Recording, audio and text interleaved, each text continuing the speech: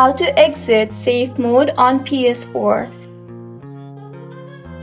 Hello everyone, I am Bishaka and welcome to our channel. I will take you through the step-by-step process on how to exit safe mode on PS4. Now, let's get right into the tutorial. If your PS4 is unable to boot normally, you can boot into safe mode to try to fix the problem. The first step is to restart your PlayStation. Select the Restart PS4 in the Safe Mode menu. By default, your game console should boot into normal mode. If it is not able to boot into normal mode or boots back into safe mode, further troubleshooting will be needed. Step 2. Try changing the resolution. If your game console screen resolution is set higher than what your TV can handle, it may be preventing your console from displaying an image in normal mode. Select Change Resolution in the Safe Mode menu. Set the screen resolution to 480p and see if you can boot up your game console into normal mode. Third, update the system firmware. Sometimes, a software update can fix problems you are experiencing with your game console.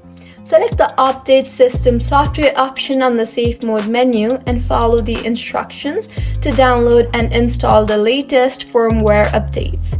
Fourth, rebuild your system database. Sometimes essential files on your PS4 hard drive can get corrupted and prevent your system from starting up properly. Select the option Rebuild Database on the Safe Mode menu to repair any broken files on your PS4's internal hard drive. This will not erase any game or save data on your system. Once the process is complete, try rebooting your PlayStation and see if it boots up properly. Step 5. Restore your system defaults.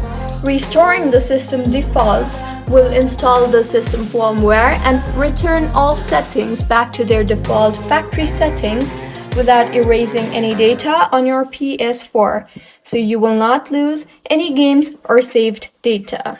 Sixth, initialize your system. If you have tried everything and nothing is working for you, you can do this as a last resort.